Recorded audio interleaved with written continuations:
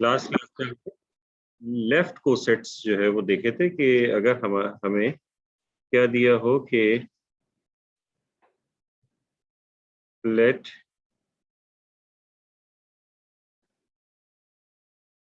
G be a group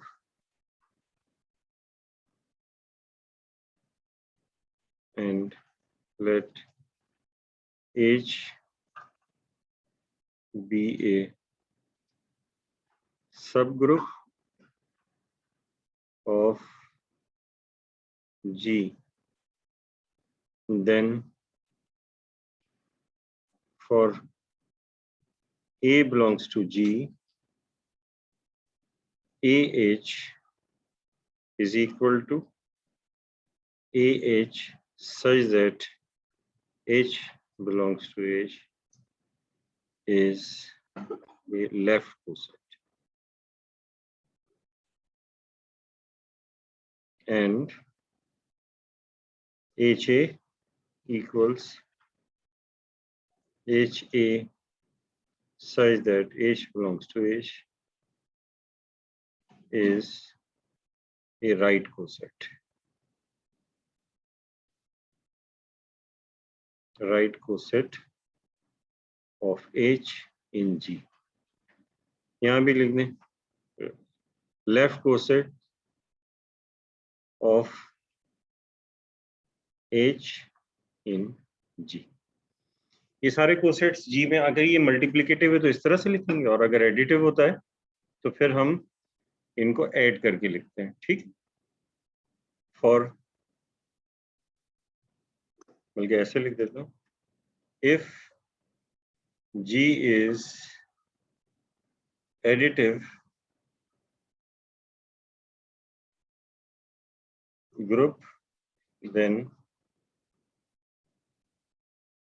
left coset होगा A plus H and right coset होगा H plus A, ठीक। ये cosets क्या हैं? डिस्टिंक्ट कोसेट्स की जब हम बात करेंगे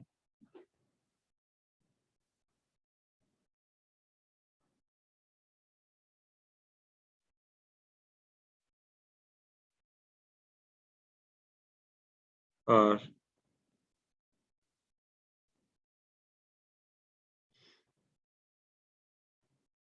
called cells. डिस्टिंक्ट कोसेट्स को हम सेल्स कहते हैं। Every group G is partitioned by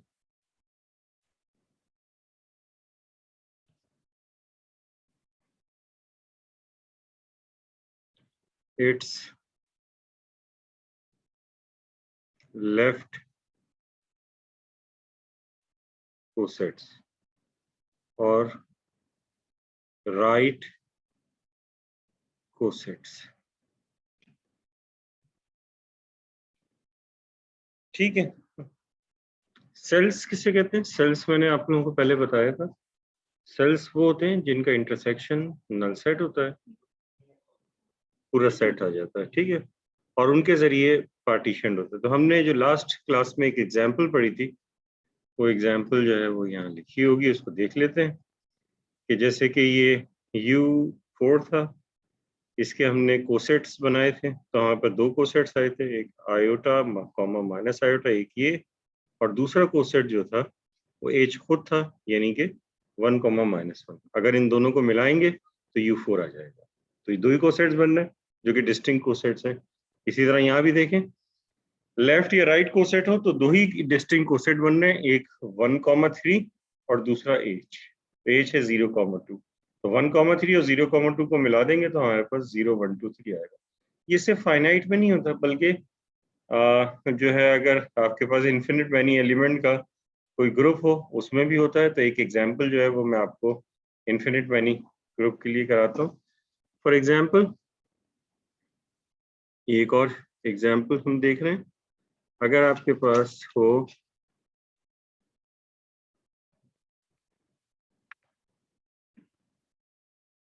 ये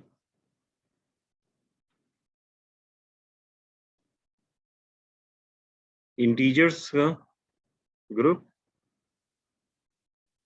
-2 -1 0 1 2, ठीक। इसका सब ग्रुप क्या होता है? इसका एक ऐसा करते हैं कि इसका एक सब ग्रुप ले लेते हैं। जाहिर है कोसेट्स बनेंगे तो सब ग्रुप के साथ बनेंगे, ठीक है। और अच्छा, ये क्योंकि कम्यूटेटिव ग्रुप होता है तो कम्यूटेटिव में जो लेफ्ट कोसेट्स के लिए होता है वही राइट कोसेट्स के लिए होता है, कोई प्रॉब्लम वाली बात नहीं होती, वो सेम होते हैं, कोइंसाइड करते हैं लेफ्ट कोसेट्स और राइट कोसेट्स।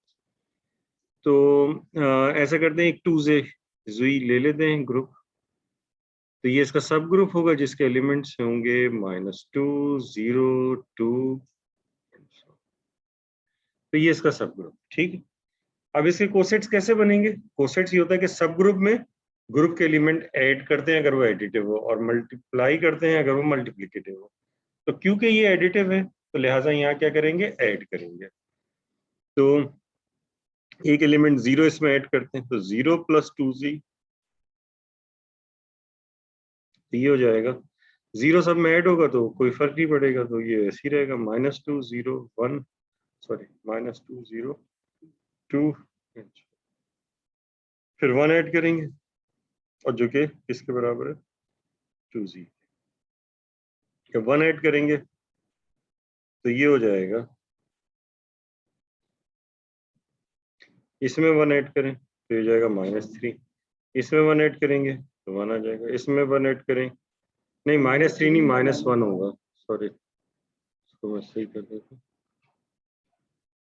-1, फिर इसमें 1 और 3, तो ये डिफरेंट आ गया। अब अगर इसमें 2 ऐड करेंगे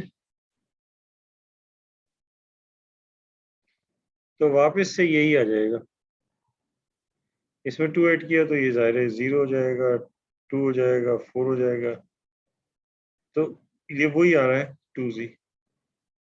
अगर इससे पहले वाला जो है यहाँ पर -4 होता तो वो -2 भी लिखा जा सकता था। तो एक्चुअली हमने पढ़ा भी था कि एक और जो है कोसेट की प्रॉपर्टी, कि अगर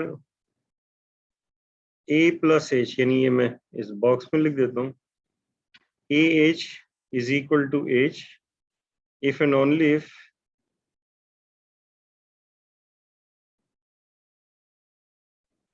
A belongs to H, यानी कि अगर वो H के अंदर ही से होगा तो कोसेट से ऑपरेट करने से उस पर कोई फर्क नहीं पड़ेगा। तो क्योंकि ये 2z में इवन नंबर्स हैं, तो जब इवन नंबर्स हम लेंगे तो इसका मतलब है कि वो 2z रहेगा, लेकिन 1 ले रहे हैं तो ये चेंज, लेकिन 3 लेंगे तो चेंज तो होगा, लेकिन वो कौन सा होगा, इसमें 3 ऐड कर देंगे तो ये क्या हो जाएगा, ये चलें ऐसा करेंगे, -3 से शुरू करते हैं, -4 से, सॉरी, अगर ये -4 है तो -4 में 3 ऐड करेंगे तो -1, फिर -2 में 3 ऐड करेंगे तो 1, फिर 0 में 3 ऐड करेंगे 3, और ये 5, तो ये वही आ रहा है जो कि 1 + 2z है। तो इसका मतलब ये हुआ कि जब भी आप जो भी आप नंबर आप ऐड करेंगे इंटीजर, तो इसमें या तो 2z आएगा या फिर 1 + 2z आएगा। तो इसका मतलब ये हुआ कि सारे इंटीजर्स जो है वो किस तरह के हो जाएंगे, अगर आप इसको देखें तो 2z जो है इसमें एलिमेंट्स होंगे -4 -2 0 2 4, 1 + 2z में एलिमेंट्स होंगे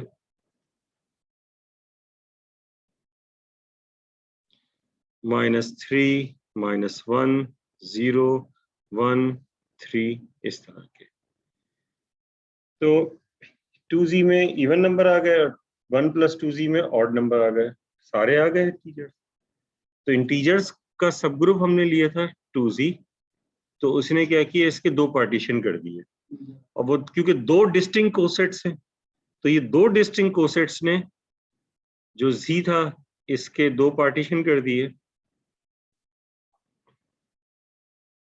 एक z है और दूसरा, सॉरी 2z है और एक 1 + 2z, ठीक है। इसी तरह से देखें एक और एग्जाम्पल,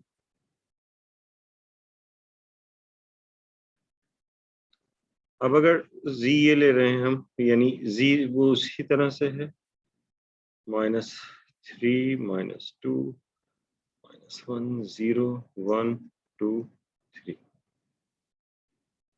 अब हम ले रहे हैं 3z।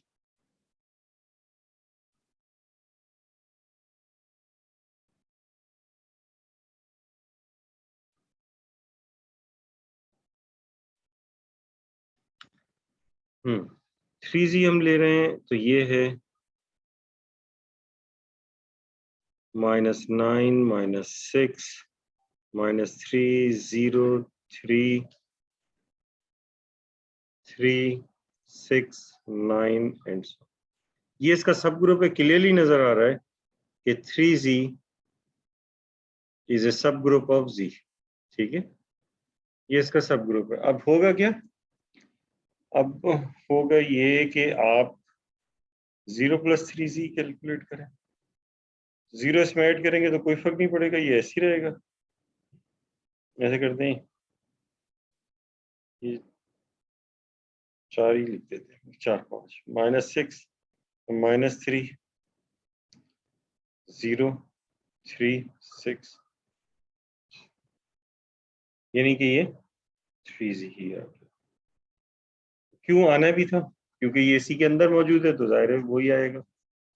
अब अगर 1 + 3z करेंगे तो ये डिफरेंट आएगा, क्योंकि ये इसमें मौजूद नहीं है। तो आप ऐसा करें, 1 ऐड करें, 1 -6 में ऐड किया -5 हो गया, -3 में ऐड किया -2 हो गया, 1 में ऐड किया, सॉरी 0 में ऐड किया 1 हो गया, 3 में ऐड किया 4 हो गया, 6 में ऐड किया 7 हो गया। ये 1 + 3z आ गया। 2 + 3z क्या हो जाएगा, 2 ऐड करेंगे सब में, -6 में 2 ऐड करेंगे -4, -3 में 2 ऐड करेंगे -1, 0 में 2 ऐड करेंगे 2, 5 और 6 में 2 ऐड किया 8। अब 3 ऐड करेंगे तो देखिए 3 ऐड करने से क्या होगा, क्या होना चाहिए आपके ख्याल में 3 ऐड करने से जी, 3z आना चाहिए। ठीक है, क्योंकि 3 जो है इसका अपना एलिमेंट है, अपने एलिमेंट से तो कोई फर्क नहीं पड़ता। तो ये हो जाएगा 3 इसमें ऐड करेंगे -3, यानी ये क्या, जैसे -9 है इसमें 3 ऐड किया तो ये हो जाएगा -6, फिर -3 6 में ऐड करेंगे 3 तो -3 हो जाएगा 0 में, और -3 में ऐड करेंगे तो 0 हो जाएगा, फिर 3 में ऐड करेंगे 6 हो जाएगा, सॉरी 3 ऐड हो जाएगा 0 में ऐड करेंगे तो, और 3 में ऐड करेंगे 6 हो जाएगा, और भी ऐड कर सकते तो काफी है। ये हो जाएगा 3z के बराबर।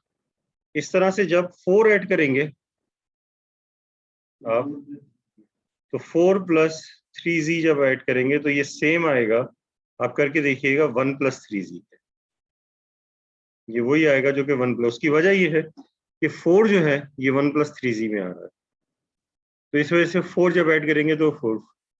इसी तरह से 5 + 3z ऐड करेंगे तो ये किसके बराबर आना चाहिए, नहीं 5 ऐड करेंगे तो 2 + 3z के बाद, क्योंकि 5 इसके अंदर है, तो 5 ये जो है ये आएगा 2 + 3z। तो इसका मतलब है कि इसमें सिर्फ 3 बनेंगे कोसेट्स, जो डिस्टिंक्ट कोसेट्स होंगे। एक होगा 3z, दूसरा होगा 1 + 3z, और तीसरा होगा 2 + 3z। इसमें सारे इंटीजर्स आ गए, कोई भी इंटीजर नहीं बचा। तो इसका मतलब ये होगा कि जो हमारे पास इंटीजर है z, इसको पार्टीशन किया है 3z, 1 + 3z और 2 + 3z। तो ये क्या आ रहे हैं, हमारे पास कोसेट्स आ रहे हैं। इसी तरह से जब z को 4 हिस्सों में करेंगे, यानी कि 4z अगर सब ग्रुप लेंगे, तो 4z हमें पता है कि ये सब ग्रुप है z का, तो इसमें 4 कोसेट्स बनेंगे। एक बनेगा 0+4z जो कि 4z होगा, एक बनेगा 1+4z, एक 2+4z, एक 3+4z, और 4+4z वही हो जाएगा जो 0 है, और 5+4z वही हो जाएगा जो 1+4z। तो इस तरह से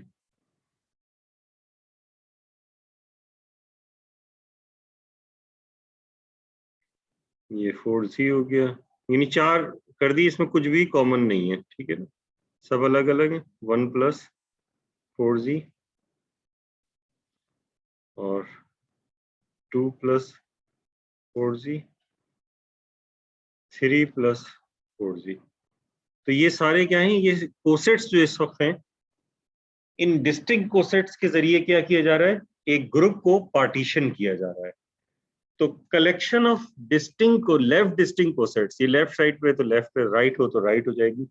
collection of left distinct cosets जो है वो हमेशा क्या करता है, ग्रुप को पार्टीशन करता है, ठीक है। तो इसके जरिए ग्रुप जो है उसमें पार्टीशन हो जाती है, पार्टीशनिंग हो जाती है, ठीक है। उसमें कुछ भी कॉमन नहीं होता, सारे जो है वो अलग अलग डिस्टिंक्ट कोसेट्स हैं, तो जाहिर है कि डिफरेंट जो है वो होंगे, यानी कि कोई एक एलिमेंट भी जो है इनमें कॉमन नहीं होता, ठीक है। इस चीज में कोई प्रॉब्लम, ये समझ में आ रहा है ये? अच्छा, अब इसके बाद जो है वो एक काम करते हैं कि एक ग्रुप लेते हैं हम, Z6, और इसके एलिमेंट्स हैं 0, 1, 2, 3, 4, 5, ठीक है।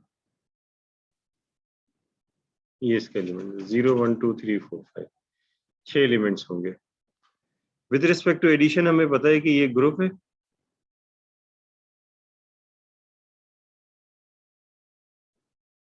With respect to addition modulo 6, ठीक है।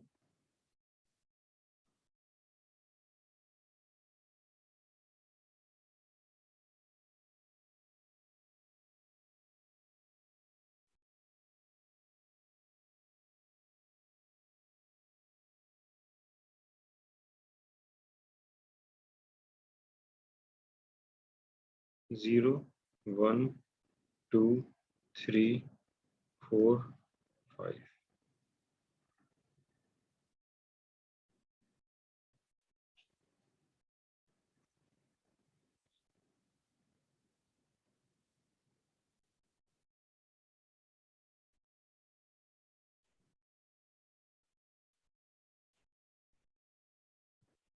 मेरे ख्याल से ये जो इसका जो कंपोजिशन टेबल होता है, इसको बनाना किसी के लिए कोई मसला नहीं है।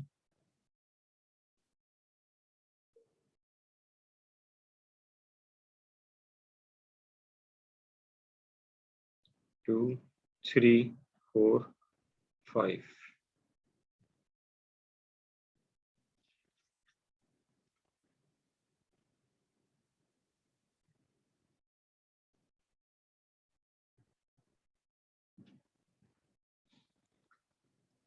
ठीक है, अब इसके बाद ऐसा करते हैं कि इनके 0 मल्ट 0 आ गया, 1, और ये 0,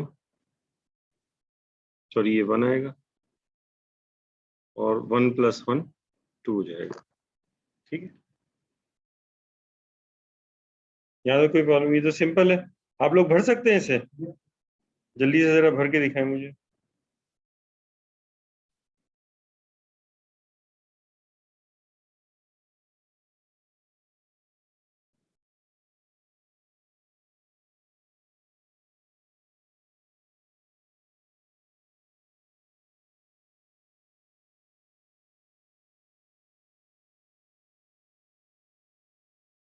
भर दिया?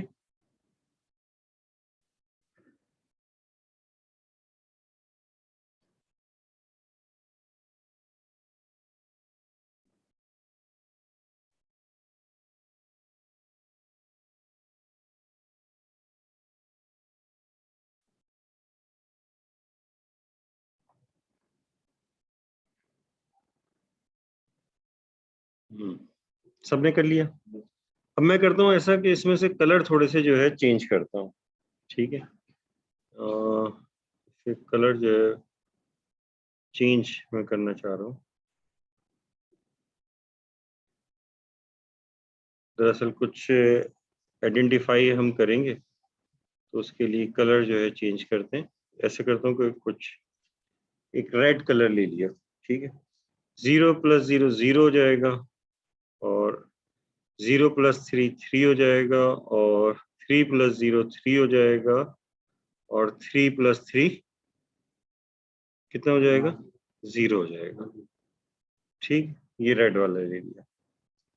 अब इसके बाद ऐसे करते हैं कि मैं कोई और से कलर ले लेता हूँ, ग्रीन ले लेता हूँ, ये डार्क ग्रीन ले लेता हूँ, ये भी नजर आ जाएगा। एक रेड हो गया, एक ग्रीन हो गया। अब ये जो है 1 + 1, तो 1 + 1 जो है ये 2 हो जाएगा, और फिर उसके बाद 1 + 4 ये क्या हो जाएगा?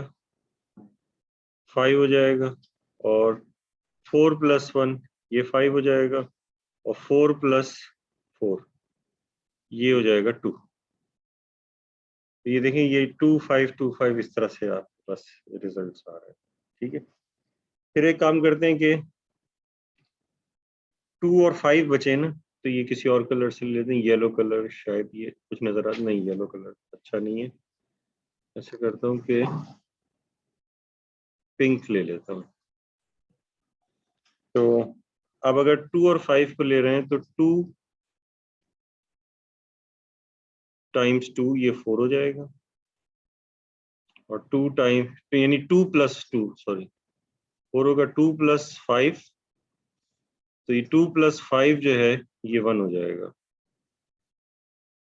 और 5 + 2 ये आ जाएगा 1, और ये हमारे पास 4 हो जाएगा, ठीक है। इस तरीके से ये हमारे पास जो है इनके रिजल्ट्स जो है वो आ गए। तो ये जो आपके पास आए 0 और 3, ये दरअसल एक होता है सब, इसका जो है वो सब ग्रुप 0 3, यानी समझ लीजिए कि H जो है वो इसका सब ग्रुप होगा 0 3।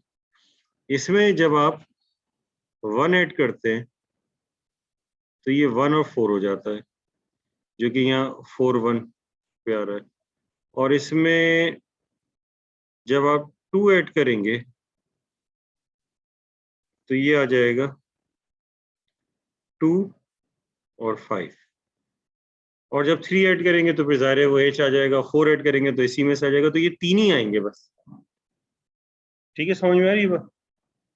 अच्छा, अब ये बात हमें समझ में आ गई। अब हम एक काम करते हैं, कंपोजिशन टेबल जो है वो इसके बजाय एक और तरीके से जो है इसको बनाते हैं दोबारा।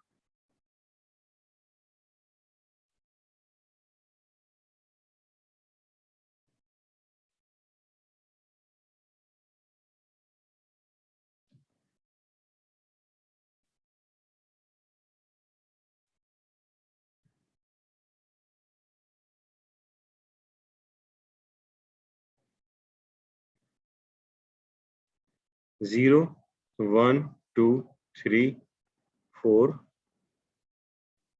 और ये 5 हो गया। हाँ हाँ, फिर एक मिनट। अब हम ऐसा करते हैं, 0 के साथ 3 लिख देते हैं, और 1 के साथ 4 लिख देते हैं, और 2 के साथ 5 लिख देते हैं, यानी कि कोसेट्स जो है वो एक साथ लिखा है, ठीक है।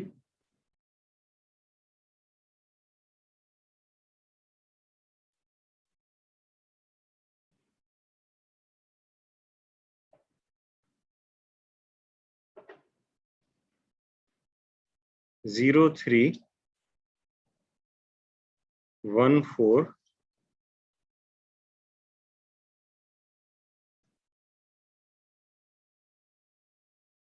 और 2 5।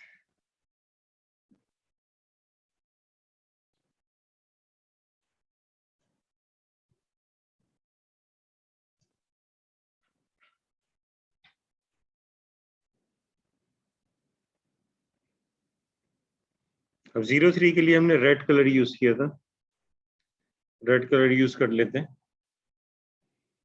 तो ये हो जाएगा 0, ठीक है, और ये हो जाएगा 3, ये हो जाएगा 0, सॉरी 3, और ये 0। अब देखिए यहाँ पर ये हो रहा था कि 03 और भी जगहों पे आता है, जैसे 2 और 4 को ऐड करते तो क्या आ जाता, 0, और 4 और 2 को ऐड करते तो भी 0 आ जाता, और 3 कब आता, जब 1 और 2 को ऐड करते, 1 और 2, 3 आ जाता, और जो है 2 और 1 ये भी 3 आ जाता। तो ये जो है ये आपके पास जो है, यानी 4 ये आपने देखे थे, और ये 4 भी जो है वो आपको मिल रहे हैं।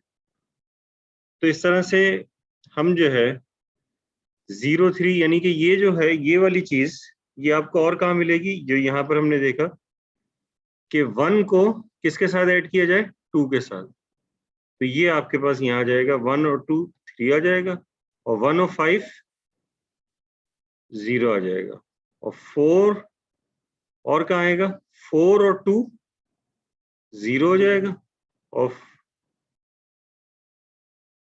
4 और 2 0 होगा, 4 + 2 0 होगा, सही है, और 4 और 5 कितना होगा, 3 हो जाएगा, ठीक। और ये आपको कैसे मिलेगा, ये इसके साथ, ठीक है ना, कैसे मिलेगा कि जब आप 2 को 1 के साथ ऐड करेंगे तो 3 आ जाएगा, 2 + 4 0 हो जाएगा, और 5 + 1 0 हो जाएगा, और 5 + 4 3 हो जाएगा। तो ये आपके पास समझ लें इस तरह से चीज है।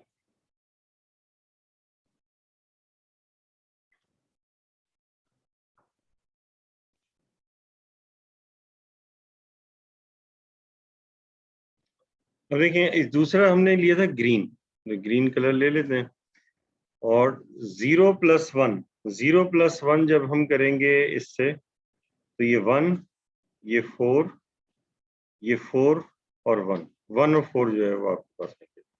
नहीं, ग्रीन में हमने 2 और 5 लिए थे, चले खुद को बात हमने यहाँ कर चेंज कर दिया, 4 1 1 4, यानी कि ये वाला जो है पहले वाला कोसेट हो गया, अब दूसरे वाले की बारी है। और कहाँ आएगा ये 1, ये 1 आ जाएगा, और ये 4 हो जाएगा, ये 4 हो जाएगा, और ये 1 आ जाएगा। और कहाँ आएगा, और यहाँ आ जाएगा 2 + 2 4, 2 + 5 1, और ये 1, 5 + 2 1, और 5 + 5 4 हो जाएगा। अब हम तीसरा वाला जो है पिंक कलर का ले रहे हैं, 0 + 2 2, 5, और ये 5, और ये 2, 1 + 1 2 5 5 2, और ये जाएगा 2 5 5 2, ठीक है। तो ये हमारे पास इस तरह से बन गए पिंक, रेड और ग्रीन। तो अब अगर हम जो है चाहें तो कंपोजिशन टेबल इस तरह से हम बता सकते हैं,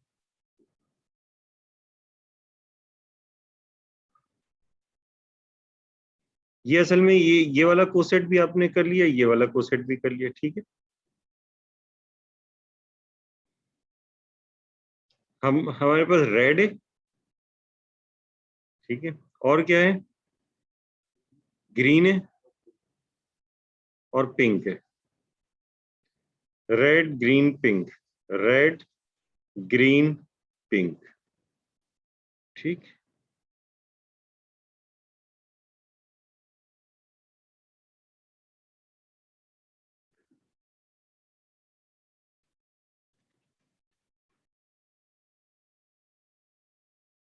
ये वही बाइनरी ऑपरेशन हो। अब देखिए पूरा ये रेड, ये आपके पास रेड ये आ गया, तो 0,3 समझ लें ये क्या है, रेड है उस तरह से, ये जो है ग्रीन है, और ये उस तरह से हो रहा है जैसे कि पिंक है, ठीक है। तो जब रेड रेड से यानी कि 0,3 से ऑपरेट हुआ, तो ये वाला हमारे पास आया था रेड, तो रेड रेड रेड आ जाएगा, रेड ग्रीन ग्रीन आ गया, रेड पिंक पिंक आ जाएगा, ठीक है, क्योंकि पिंक आ रहा है। अब ये आ गया 1,4, ये ग्रीन है, तो ग्रीन रेड से ऑपरेट हुआ तो ग्रीन आया, फिर ग्रीन ग्रीन से ऑपरेट हुआ तो ये क्या चीज है, पिंक, तो ये पिंक आ गया। समझ में आ रही है बात? और फिर ग्रीन पिंक से ऑपरेट होगा तो ग्रीन जो है ये 1,4 ग्रीन था, ग्रीन पिंक से ऑपरेट हुआ तो रेड आ गया, पिंक रेड पिंक आ जाएगा, पिंक ग्रीन, तो पिंक जो है तीसरा वाला था, पिंक ग्रीन से हुआ तो रेड आ गया, रेड आ गया।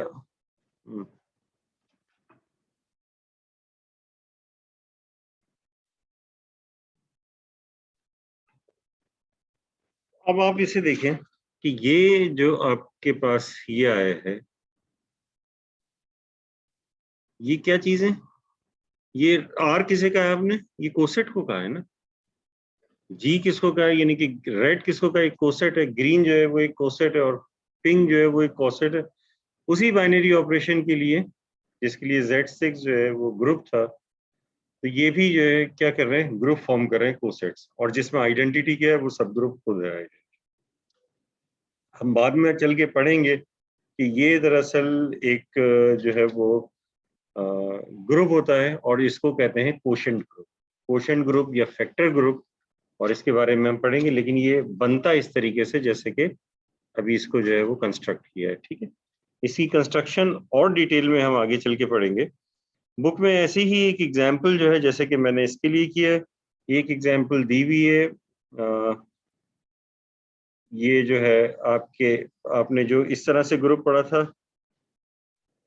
D6 के बारे में, या D3, सॉरी, हम इस तरह से लिख रहे थे D3, तो D3 जो है वो हमने पढ़ा था, और वो उसके एलिमेंट्स थे रो नल, रो 1, रो 2, μ1, μ2 एंड μ3, यही हमने पढ़ा था।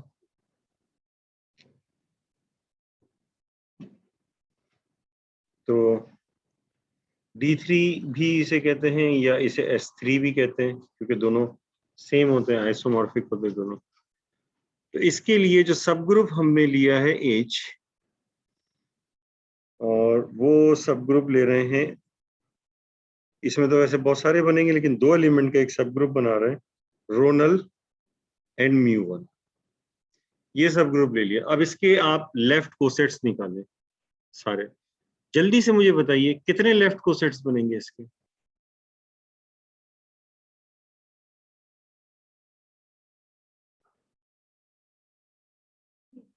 3 लेफ्ट कोसेट्स बनेंगे। वजह, लेफ्ट कोसेट्स हमेशा पार्टीशन करते हैं सारे लेफ्ट कोसेट्स मिला के। अब कोसेट्स में उतने ही एलिमेंट होते हैं जितने के सब ग्रुप में होते हैं, उससे ज्यादा तो नहीं होते ना। तो ये सब ग्रुप में उतने ही एलिमेंट्स आएंगे, जितने ये कोसेट्स में उतने ही आएंगे जितने सब ग्रुप में है। तो इसका मतलब हर कोसेट में 2 एलिमेंट्स होंगे, और क्योंकि इस D3 का पार्टीशन करना है, क्योंकि सारी जो डिस्ट्रिक्ट कोसेट्स हैं वो पार्टीशन कर रहे होते हैं सेट ग्रुप का। तो ये ग्रुप के 6 एलिमेंट्स हैं, तो जाहिर है कि उसको कितना होना चाहिए, 3 होना चाहिए, ताकि वो 3 जो है वो मिल के जो है वो D3 बना रहे हो, ठीक। तो इस तरह से जो है वो 3 होते हैं, एक होगा H खुद, दूसरा होगा रो 1H, तीसरा होगा रो 2H, ठीक है। तो इस तरह से जो है ये होंगे। अब आप देखिएगा कि इसमें लेफ्ट कोसेट और राइट कोसेट डिफरेंट हो, यानी कि लेफ्ट कोसेट इसके लिए अगर चले मैं आपको निकाल के बता देता हूँ, जी S3 एबिलियन नहीं होता, बिल्कुल इसमें लेफ्ट कोसेट और राइट कोसेट डिफरेंट होंगे।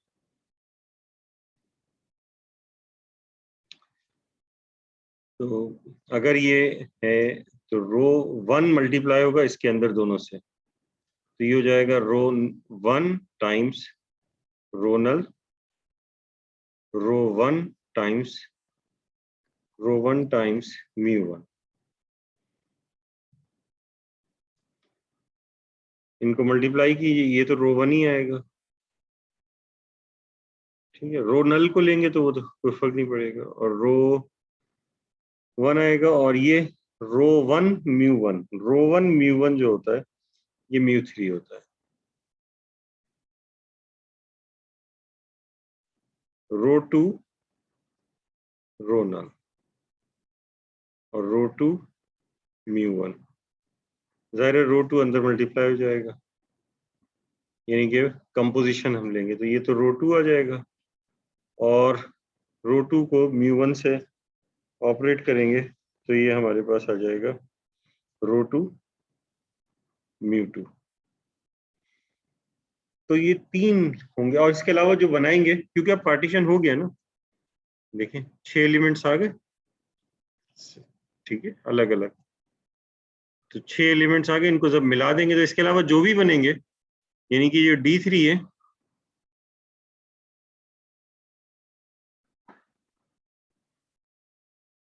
ये H हो गया, ये रो 1 H हो गया, ये रो 2 H हो गया। इसके अलावा अगर आप म्यू 1 H निकालेंगे तो वो इन दोनों में से ही कोई आएगा, म्यू 2 H भी इन दोनों में से कोई होगा, और म्यू 3 H भी इन दोनों में से ही कोई हो सकता है, दोनों में से, तीनों में से। ठीक है, तो म्यू 1 तो यही होगा H, ठीक है, क्योंकि म्यू 1 इसका एलिमेंट है, और म्यू 2 H किसके बराबर होगा, जल्दी से बताइए। यानी अगर आपसे मैं कह रहा हूं कि म्यू 1 H, तो ये मैंने आपको बता दिया ये H ही होगा। अब म्यू 2 H किसके बराबर होगा, और म्यू 3 H किसके बराबर होगा, जल्दी से मुझे बताइए। इनमें से ही किसी के होगा, गौर करें। म्यू 2 H किसके इक्वल होगा, ठीक है, रीजन क्या है इसकी, म्यू 2 इसके अंदर मौजूद है, इसी तरह से, और ये क्या है रो 3 H, ये होगा म्यू रो 1 H के, क्योंकि म्यू 3 इसके अंदर मौजूद है। ठीक है, इसी तरह से अब आप इसके राइट कोसेट्स बनाएंगे। जब राइट कोसेट्स आप बना रहे हैं तो एक तो H खुद होगा जो कि रोनल म्यू 1 है,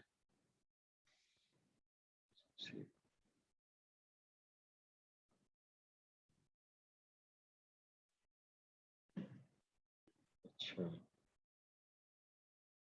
और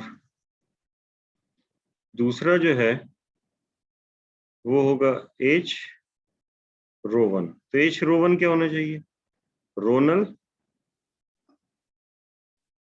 रो 1 राइट साइड से मल्टीप्लाई होगा म्यू 1 रो 1।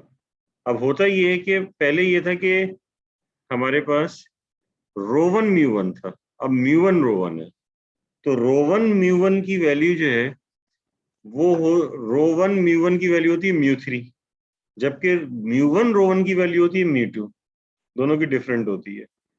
तो इस वजह से अब ये सेम नहीं आ रहा, देखो ये आ रहा है रो 1 और ये आ रहा है म्यू 2। तो पहले आपके पास रो 1 म्यू 3 था, ये रो 1 H, अब H रो 1 जो है ये रो 1 म्यू 2 आ रहा है, इसी तरह से H रो 2 ये होगा रोनल रो 2 रो 1 म्यू 1 रो 2, तो ये रो 2 हो जाएगा, और म्यू 1 रो 2 क्या हो जाएगा, म्यू 1 रो 2 जो है वो रो 2 म्यू 1 होता है म्यू 2, जबकि म्यू 1 रो 2 होता है म्यू 3। तो ये डिफरेंट नहीं आ रहा है, तो लेफ्ट कोसेट्स राइट कोसेट से डिफरेंट है, लेकिन पार्टीशन जरूर कर रहे हैं। अगर आप इन तीनों को मिला देंगे तो हमारे पास D3 जो है वो आ जाएगा। तो ये पार्टीशन जरूर कर रहे हैं लेकिन ये के मिला नहीं रहे। अच्छा, अब इससे क्या हो रहा है, क्योंकि लेफ्ट कोसेट और राइट कोसेट सेम है, तो इस तरह से जो हमने ये बनाया था, ये बाकायदा कोसेट्स के जरिए, तो ऐसी फॉर्मेशन हमें नहीं मिलेगी कम्यूटेटिविटी नहीं होने की वजह से। और कम्यूटेटिविटी नहीं होने की वजह से नहीं मिलेगी, तो इसका मतलब है कि ये जब हमने कोसेट्स के लिए कंपोजिशन टेबल बनाया तो अलग से हमें ये ग्रुप मिल गया, लेकिन यहाँ पे हमें क्या किया जाएगा, ग्रुप ऐसे नहीं मिलेगा, तो यहाँ पे ग्रुप नहीं है। ठीक है, समझ में आ रही है बात? तो ये नॉन अबिलियन होने की वजह से जो है यहाँ पे ग्रुप हमें नहीं मिलेगा।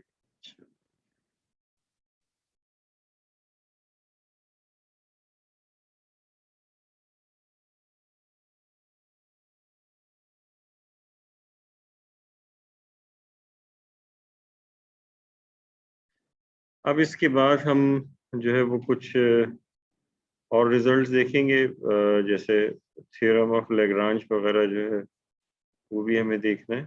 मैं देखूं कि क्या टॉपिक रहता है, क्या है।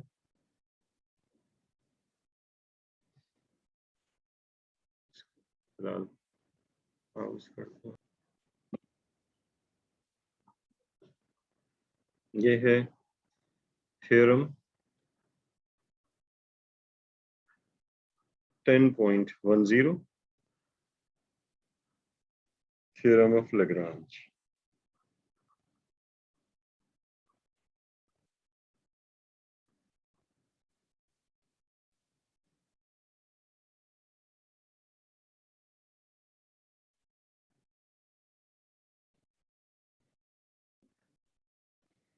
ये थ्योरम ऑफ लैग्रांज ये कहता है कि late H be a subgroup of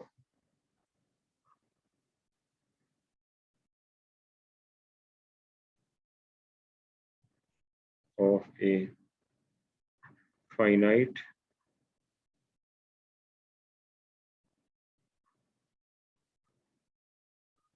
group G, then the order of H is a divisor of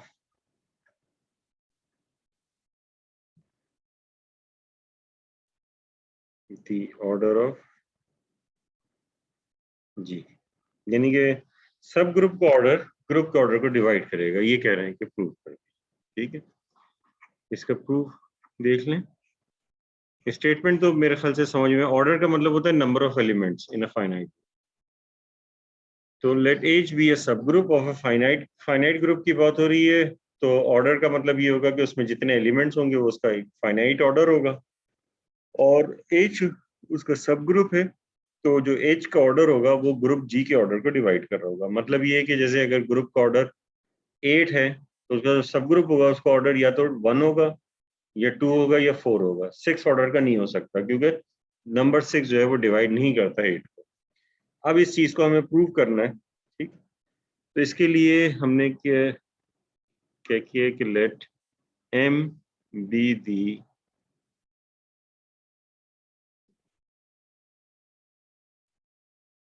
order of ji,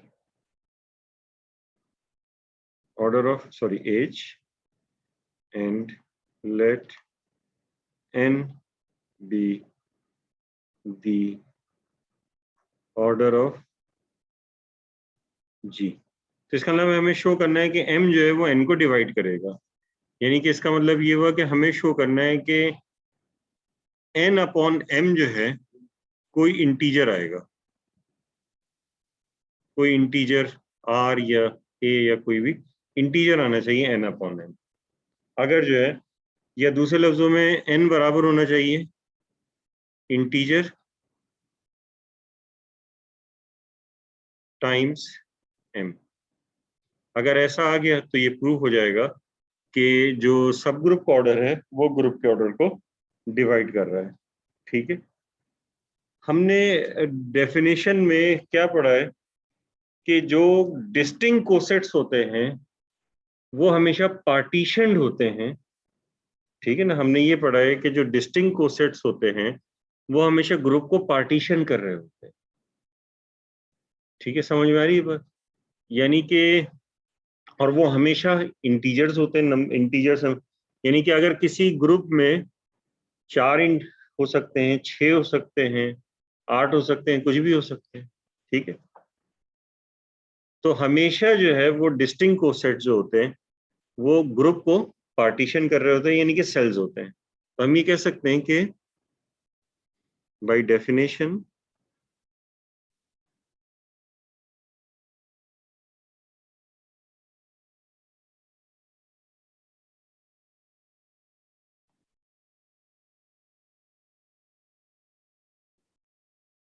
collection of left cosets of H subgroup है in G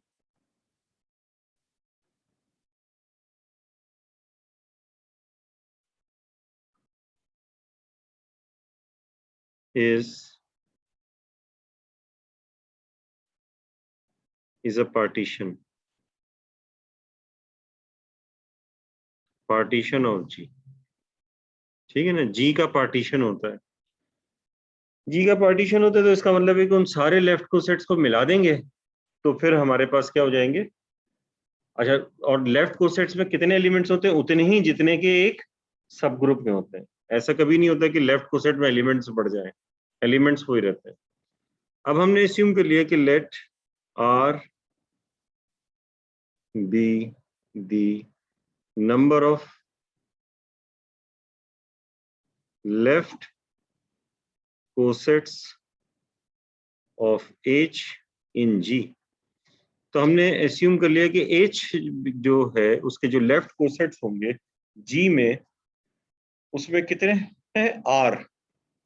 R number of elements, sorry R number of left cosets है। तो एक coset में कितने elements होंगे, कोई बताएगा?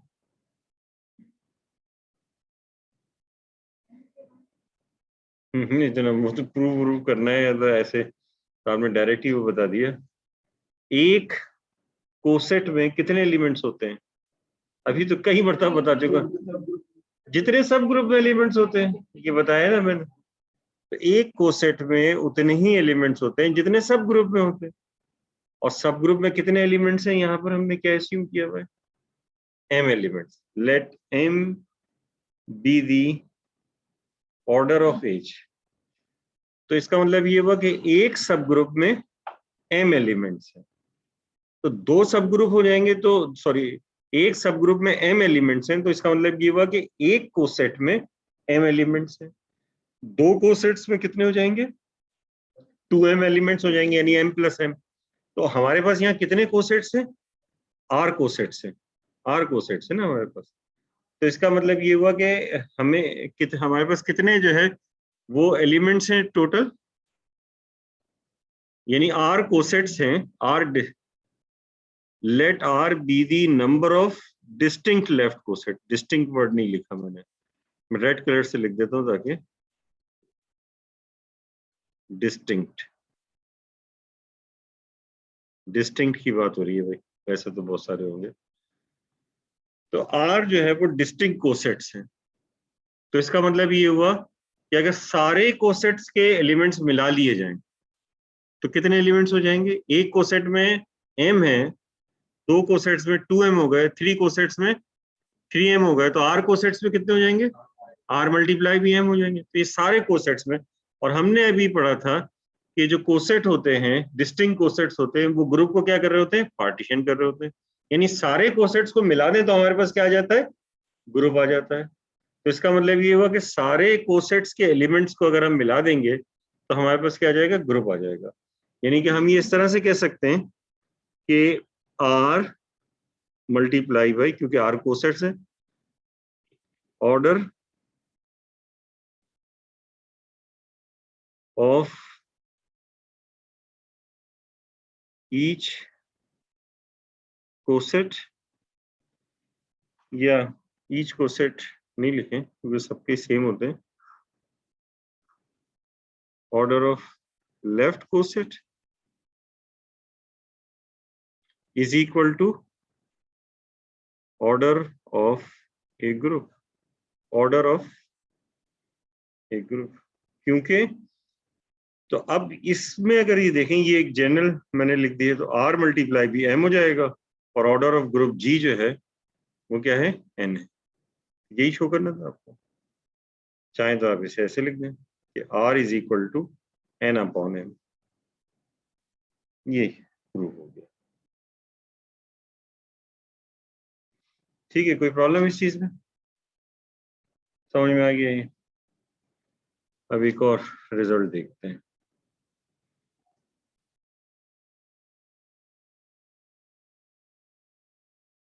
ये है कोरोलरी 10.11। every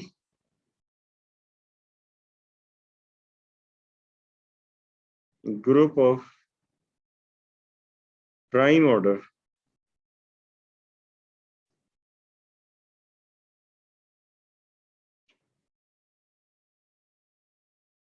is cyclic। यानी अगर किसी ग्रुप का ऑर्डर प्राइम है तो वो सिक्लिक होगा, ये कह रहे हैं। बहुत सिंपल है इसे प्रूव करना। ये स्टेटमेंट तो समझ में आ गया ना आप लोगों की, क्या है सिक्लिक? आपको पता है सिक्लिक, अगर कोई ग्रुप सिक्लिक है तो इसका मतलब ये हो एक एलिमेंट से जनरेट हो रहा है। ठीक है, तो अब हमें प्रूव करना है एक ग्रुप है जिसका प्राइम ऑर्डर है, यानी उसके अंदर प्राइम नंबर ऑफ एलिमेंट्स हैं, तो वो सिक्लिक होगा। ठीक है, ये जो है हमें जो है अब प्रूव करना है। तो इसको प्रूव करने के लिए क्या करेंगे, हमने एस्यूम कर लिया कि let G be a group of prime order. अब मुझे ये बताइए कि इसके अंदर जो सब ग्रुप होगा उसका ऑर्डर क्या होगा, जो जो इसके बराबर ना हो। जाहिर है एक तो वो खुद अपने ही सब ग्रुप, हर ग्रुप अपना सब ग्रुप खुद होता है, लेकिन उसके अलावा जो प्रॉपर सब ग्रुप हो, वहां कितने बनेंगे, कितने एलिमेंट होंगे जी? सेम होगा या फिर एक ही होगा? सेम तो हम हटा रहे हैं उस केस को, यानी हम प्रॉपर की बात कर रहे हैं। तो प्रॉपर के अंदर क्या होगा, सिर्फ आइडेंटिटी वाला एक होगा, यानी उसमें सिर्फ एक ही एलिमेंट होगा और वो आइडेंटिटी एलिमेंट होगा जो सब ग्रुप बन रहा होगा। तो इसका मतलब है कि, और से हम कहते हैं ट्रिवियल वर्ड जो उसके लिए यूज करते हैं, वो ट्रिवियल का वर्ड यूज करते हैं। तो इसका मतलब ये हुआ कि ऐसे ग्रुप में सिर्फ एक ही सब ग्रुप होगा और वो ट्रिवियल सब ग्रुप होगा जिसमें एक ही जो है वो आइडेंटिटी एलिमेंट है।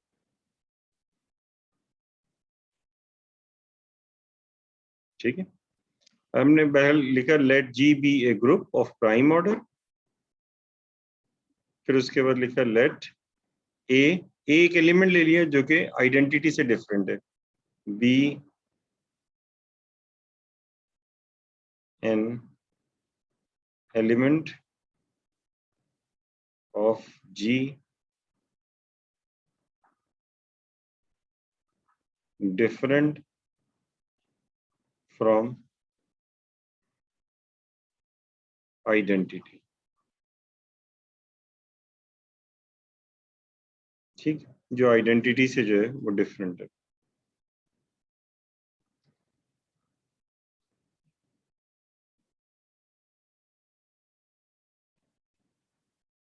तो अब आपको पता है कि किसी भी ग्रुप का हर एलिमेंट जो होता है वो एक सिक्लिक सब ग्रुप बना रहा होता है। ठीक है ना, हर ग्रुप का हर एलिमेंट एक सिक्लिक सब ग्रुप बनाएगा, ये हमने प्रूव भी किया था। ठीक है, उसकी पार्ट्स लेते रहेंगे तो एक सब ग्रुप बना लेगा। देन तो इसका मतलब ये हुआ कि ए generates a cyclic subgroup of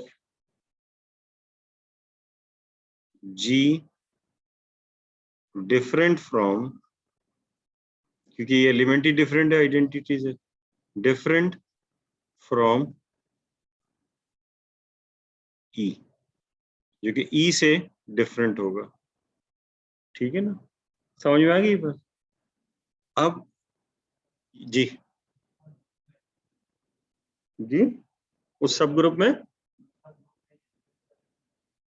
identity है, तो सब ग्रुप बगैर आइडेंटिटी के कैसे बनेगा ये बताइए जी।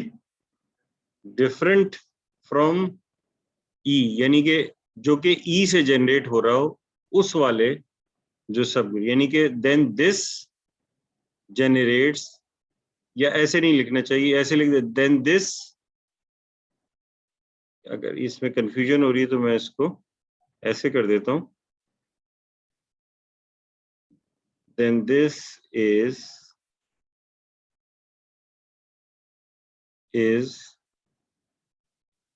a cyclic subgroup of G different from E, यानी कि ये, चलें ऐसे कर देता हूं, डिफरेंट फ्रॉम ई, यानी आइडेंटिटी से जनरेट होने वाले सब ग्रुप से डिफरेंट होगा। और आपको पता है आइडेंटिटी से कौन जनरेट होता है? आइडेंटिटी खुद। ठीक है, तो ये तो पता है ना कि अगर ग्रुप का कोई भी एलिमेंट ले लिया जाए वो हमेशा एक सिक्लिक सब ग्रुप जनरेट करेगा। ठीक है, आइडेंटिटी जो है वो आइडेंटिटी ही जनरेट करता है, उसके अलावा उसमें कोई भी एलिमेंट नहीं आ सकता। क्योंकि ए हमने एक डिफरेंट एलिमेंट लिया था, तो अब इससे जाहिर है आइडेंटिटी से डिफरेंट सब ग्रुप आना चाहिए। ठीक है, आइडेंटिटी तो उसके अंदर होगी, लेकिन जो ग्रुप आना चाहिए वो आइडेंटिटी से डिफरेंट आना चाहिए। ठीक है, यानी कि सिर्फ ये ट्रिवियल सब ग्रुप्स, यानी कि इसके अंदर सिर्फ एक एलिमेंट होता है और वो ई होता है, इसका मतलब ये होता है। इसमें बहुत सारे एलिमेंट्स आएंगे। अब बाय डेफिनेशन अगर कोई, यानी कि ये जो sorry by Lagrange theorem, group का ऑर्डर जो होता है वो सब ग्रुप का ऑर्डर जो होता है ग्रुप के ऑर्डर को डिवाइड करता है।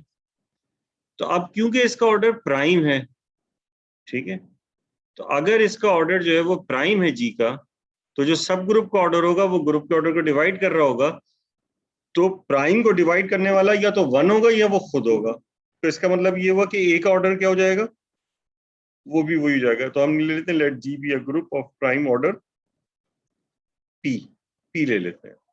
ठीक है,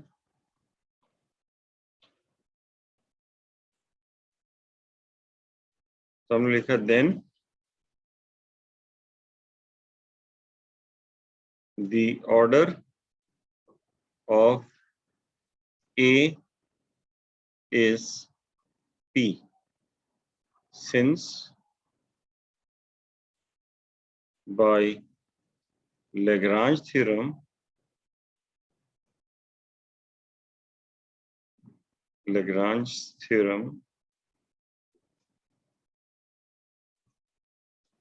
order of subgroup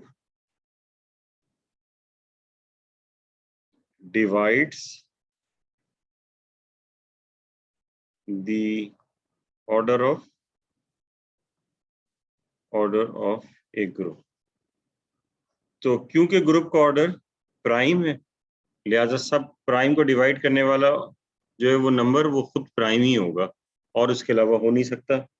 ठीक है, तो इसका मतलब ये हुआ कि जो है 10, क्योंकि जी का ऑर्डर भी पी है, एक ऑर्डर भी पी आ गया, इसका मतलब ये हुआ कि 10 जी इज जनरेटेड बाय ए। तो जी जो है वो जनरेट हो रहा है इससे। तो इसका मतलब ये हुआ कि जो सिक्लिक ग्रुप होता है प्राइम ऑर्डर का, उसके हर एलिमेंट से वो ग्रुप जनरेट हो सकता है, हर नॉन आइडेंटिटी एलिमेंट से। तो जैसे अगर जी वो हम लेते हैं Z5, तो Z5 जो है ये इसमें एलिमेंट है 0 1 2 3 4। तो नॉन आइडेंटिटी एलिमेंट, एक तो आइडेंटिटी एलिमेंट 0 हो गया, तो 0 के अलावा 1 2 3 4 कोई से भी एलिमेंट ले लें, उन सब से Z5 जनरेट हो जाए, क्योंकि इसका ऑर्डर जो है वो प्राइम।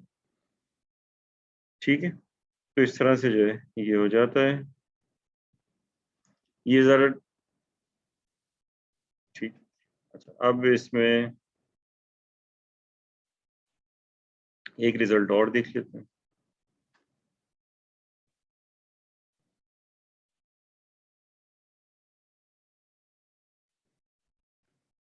ये है theorem 10.12, the order of an element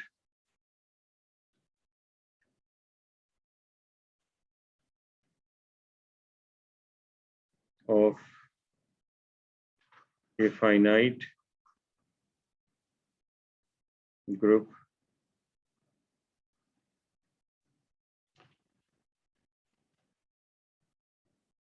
divides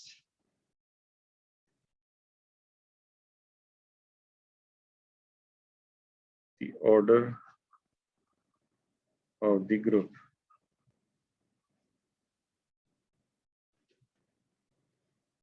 ये अब एलिमेंट के ऑर्डर की बात हो रही है, इसका प्रूफ देख लेते हैं। तो देखिए, the order of an element of a finite group divides the order of the group। पहले तो ये बात हो रही थी कि सब ग्रुप का ऑर्डर डिवाइड करेगा। ये थ्योरम ये कहते हैं कि एलिमेंट का ऑर्डर, एलिमेंट का ऑर्डर क्या होता है? एलिमेंट का ऑर्डर वो लीस्ट पॉजिटिव इंटीजर होता है कि जिस पे उसकी पावर आइडेंटिटी आती है, ठीक है, अगर वो मल्टीप्लिकेटिव ग्रुप है। और अगर वो एडिटिव ग्रुप है तो इसका मतलब ये हुआ कि जो है वो कोएफिशिएंट होगा पावर के बजाय। जैसे फॉर एग्जांपल U4 है, U4 के एलिमेंट्स होते हैं 1 -1 आयोटा माइनस आयोटा। अब जैसे 1 का ऑर्डर क्या होगा? ये आइडेंटिटी एलिमेंट है 1, तो इसका ऑर्डर 1 ही होगा क्योंकि इसकी जो लीस्ट पावर 1 है उस पे 1 आ रहा है। -1 का ऑर्डर 2 होगा क्योंकि -1 की पावर 2, ये 1 आ जा रहा है। फिर आयोटा जो है इसकी पावर 4 आएगी तो फिर ये 1 आएगा, तो आयोटा का ऑर्डर 4 होगा। और -1 माइनस आयोटा इसकी भी पावर 4 होगी तो फिर ये 1 आएगा। तो जितने भी ये ऑर्डर्स हैं, यानी कि ये जो 4 एलिमेंट्स है 1 2 4 4, ये ऑर्डर्स हैं। तो हर एलिमेंट का ऑर्डर देखें, ग्रुप का ऑर्डर कितना है? 4, तो 4 को डिवाइड कर रहा है। 1 भी 4 को डिवाइड करता है, 2 भी 4 को डिवाइड करता है, और 3 भी 4 को डिवाइड करता है। सॉरी 3 तो है ही नहीं, और ना 4 को डिवाइड करता है। 4 भी 4 को डिवाइड करता है, और ये वाला 4 भी 4 को डिवाइड कर रहा है, ठीक है।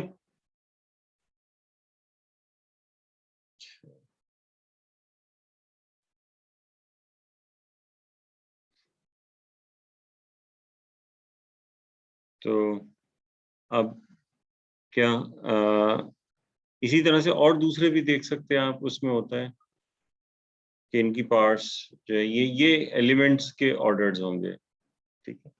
अगर एलिमेंट का ऑर्डर ग्रुप के ऑर्डर के बराबर हो जाए तो इसका मतलब है वो एलिमेंट उस ग्रुप का जनरेटर है। और अगर किसी ग्रुप में कोई भी एलिमेंट ऐसा नहीं हो जिसका ऑर्डर ग्रुप के ऑर्डर के बराबर है, तो इसका मतलब ये हो कि सिक्लिक नहीं है, ठीक है, वो ग्रुप सिक्लिक हो ही नहीं सकता।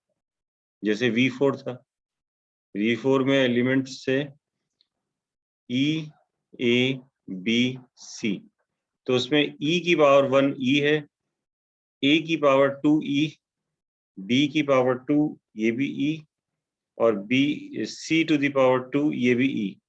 तो हर एलिमेंट का ऑर्डर 2 2 है, जो कि डिजायर डिवाइड कर रहा है, ठीक है, ये थ्योरम जो है सेटिस्फाई हो रहा है। लेकिन इसमें कोई भी एलिमेंट जो है वो 4 ऑर्डर का नहीं है, तो इसका मतलब ये हुआ कि किसी एक एलिमेंट से पूरा ये ग्रुप जनरेट नहीं हो सकता, तो सिक्लिक नहीं हो सकता। तो ग्रुप को सिक्लिक होने के लिए जरूरी है कि उसमें एटलीस्ट एक एलिमेंट ऐसा हो कि जिसका ऑर्डर वही हो जो ग्रुप का ऑर्डर है, ठीक है। तो इस तरह से ये होता है। अब इसका प्रूफ देख लेते हैं।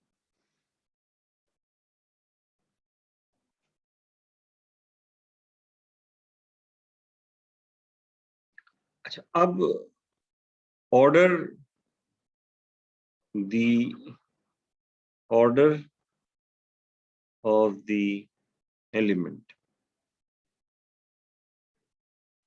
is, बल्कि ऐसे करते हैं, इसको मैं इरेज करता हूं और इसके बजाय एक और सेंटेंस लिखता हूं। Every element of a group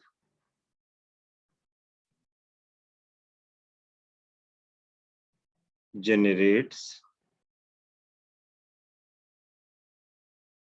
a cyclic subgroup.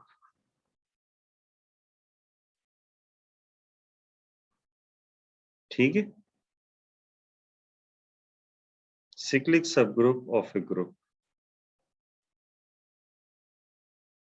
Her element क्या करता है, एक cyclic subgroup. जैसे आप -1 ले लें, इससे एक cyclic subgroup जो है 1-1 जनरेट हो जाएगा. आयोटा ले लें, इससे एक cyclic subgroup जो कि U4 के बराबर होगा वो जनरेट हो जाएगा. इसी तरह से A ले लें, इससे एक cyclic subgroup E और A जनरेट हो जाएगा. और B ले लें तो B से एक cyclic subgroup जो है E और B जनरेट हो जाएगा. तो हर एलिमेंट जो होता है उससे एक cyclic subgroup जनरेट हो जाता है, ये बात हमें पता है. तो वो जो cyclic subgroup जनरेट होता है उसके एलिमेंट्स कितने होते हैं? उतने ही होते हैं जितना ग्रुप का उस एलिमेंट का ऑर्डर होता है. So every element of a group generates a cyclic subgroup of a group, ठीक है, which has same order as the order of the element, which has the same order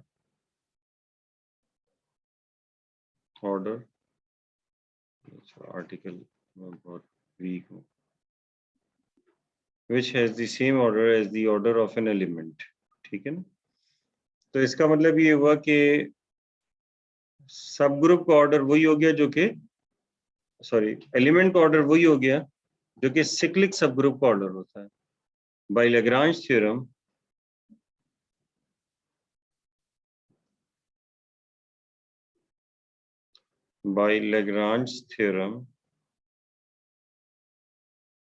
every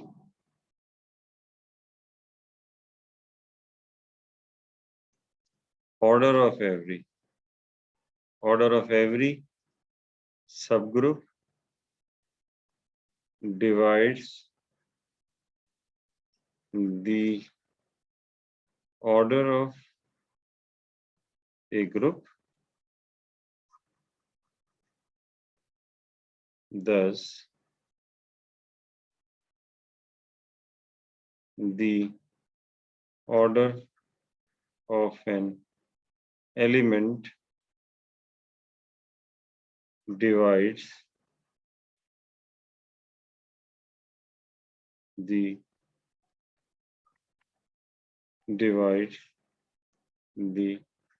order of a group. तो ये हमने इसको prove कर लिया. समझ में आई ये बात. अब इसके बाद इसको एक और डेफिनेशन है, वो डेफिनेशन हम देखते हैं.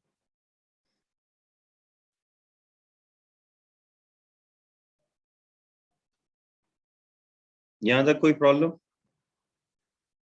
समझ में आ रहा है?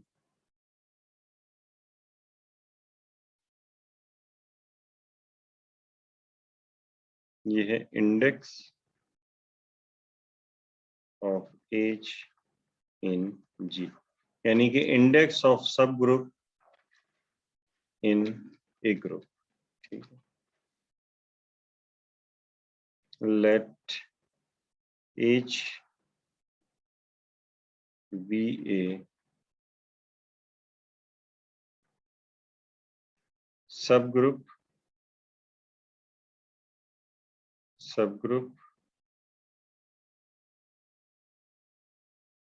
of a group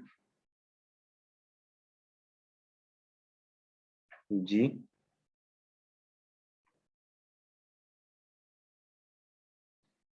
the number of left cosets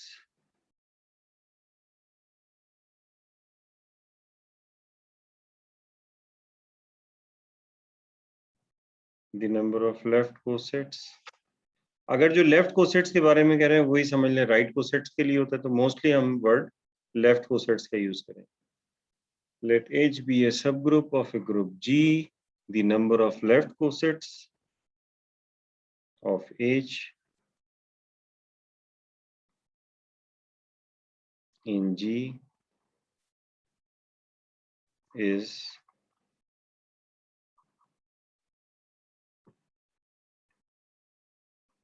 index और इसको इंडेक्स ऑफ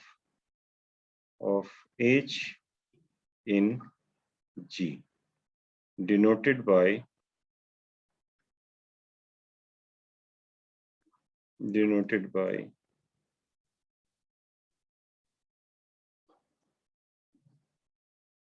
GH.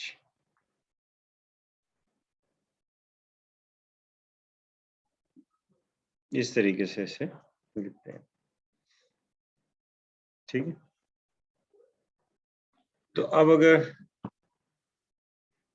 एग्जाम्पल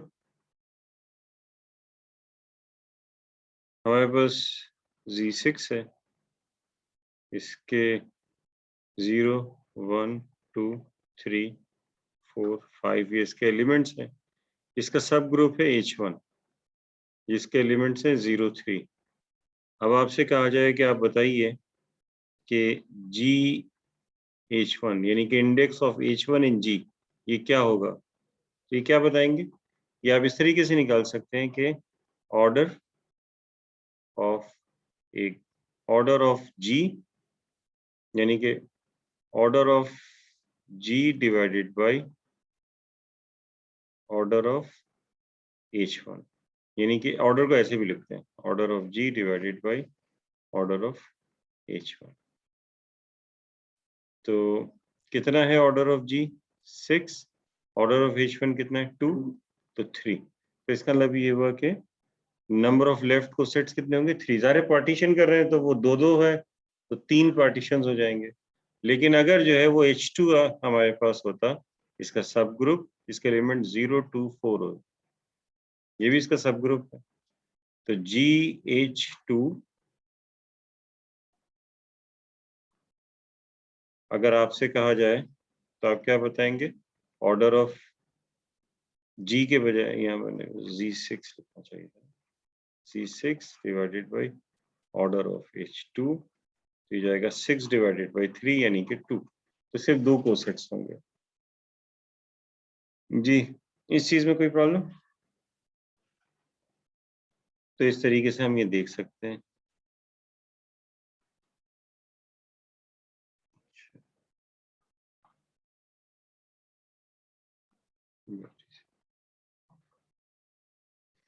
अब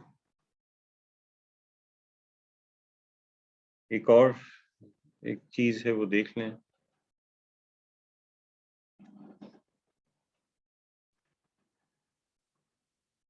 सपोज H एंड K, ये तो H एंड H कर दिया मैंने, H एंड K be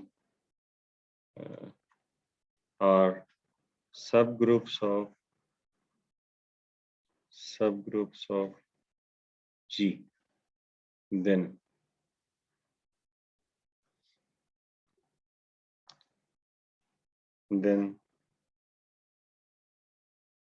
बल्कि such that H is a subgroup of K. K is a subgroup of H and H is a subgroup of G, इस तरह से। तो then index of G in K is same as index of G in H times index of index of H in K, जैसे ये ना, ठीक है।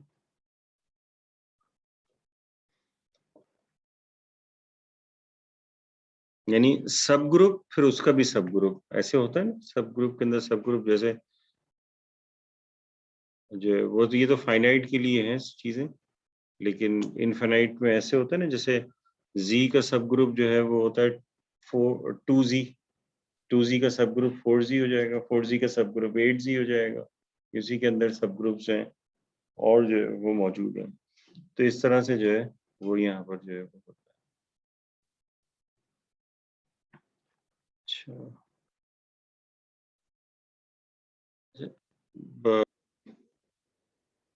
लेकिन इसमें ये दिया हुआ है कि लेट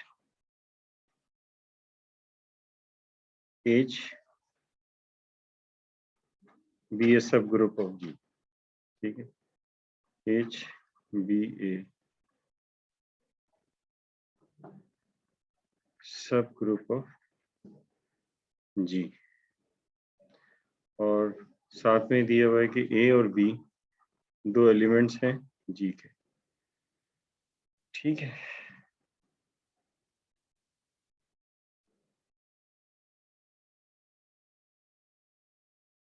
इससे पहले कुछ और करना चाहिए, चलिए ठीक है।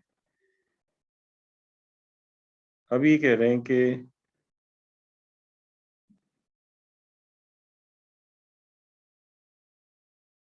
काउंटर एग्जाम्पल दें या प्रूव करें कि अगर जो है वो if AH is equal to BH, then HA is equal to HB।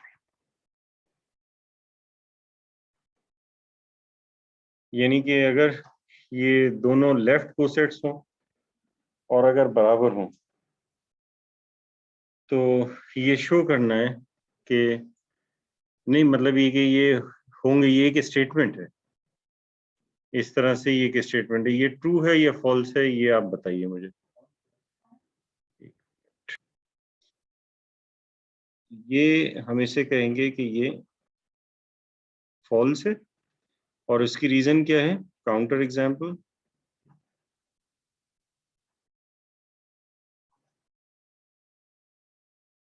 Counter example जो है वो इसके मुताबिक ये कि H रो 1H बराबर है mu 3H, but H rho 1 is not equal to H mu 3, इसके इक्वल नहीं है, ठीक है ना। तो ये हमने यहाँ से काउंटर एग्जाम्पल इसकी दे दी।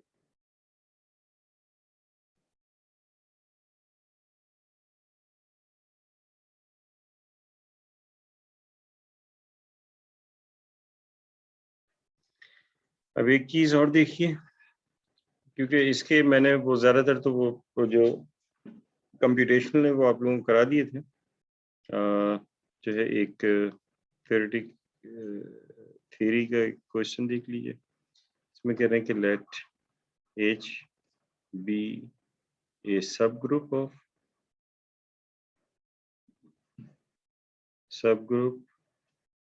Of a group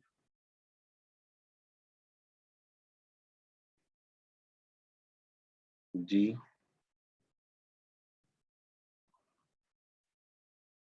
such that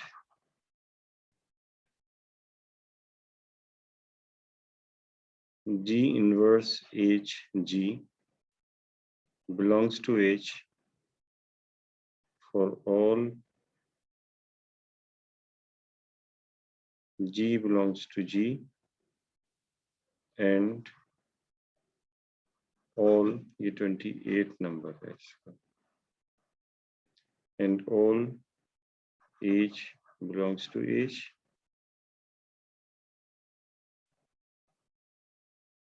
show that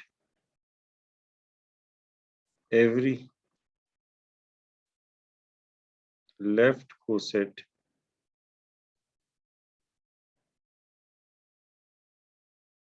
GH is the same as the right coset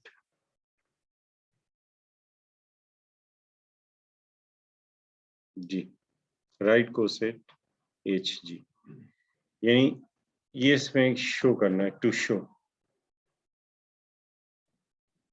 क्या शो करना है? GH equals HG, left coset right coset के इक्वल शो करना है, लेकिन कब शो करना है?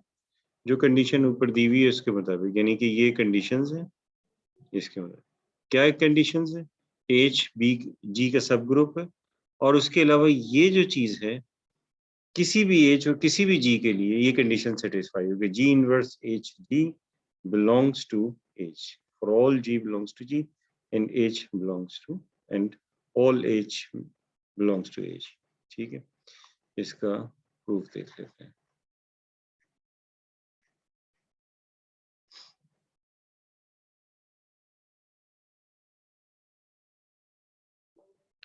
हमने अस्यूम कर लिया कि लेट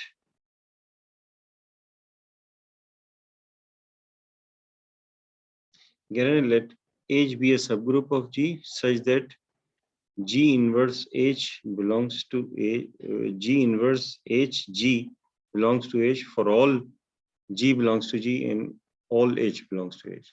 अब ये शो करना है, यानी लेफ्ट कोसेट को राइट कोसेट के बराबर शो करना है। अब ये दो सेट्स हैं, दो सेट्स को अगर इक्वल शो करना है तो कैसे शो करते हैं? नहीं नहीं, दो सेट्स को इक्वल शो करना है, 1 to 1 ऑन टू एक रिलेशन जो है वो आप जो है कर दें। इसके अलावा एक और तरीका होता है जो हमने अभी किया था, वो ये शो किया था कि दोनों के दरमियान एक मैप डिफाइन करें और 1 to 1 जी जी जी हाँ, दोनों को एक दूसरे का सबसेट शो कर, तो ये प्रूफ हो जाता है। ठीक है, अगर जो है वो हम जी एच को एच जी का सबसेट ले रहे हैं तो ये प्रूव हो जाएगा।